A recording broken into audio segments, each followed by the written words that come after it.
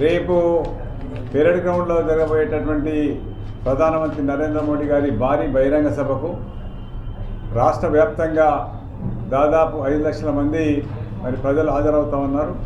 మన మేడ్చల్ జిల్లా నుంచి కూడా 1 లక్ష మంది ప్రజలు, అన్ని వర్గాల వారు కూడా ఈ యొక్క బహిరంగ సభకు హాజరై బహిరంగ సభ విజయవంతానికి మరి పనిచేయడం జరుగుతుంది. అదేవిధంగా కుత్బుల్లాపూర్ నుంచి కూడా దాదాపు 10,000 మంది మరి ఈ యొక్క నియోజకవర్గం నుంచి తరలించడం జరుగుతుంది.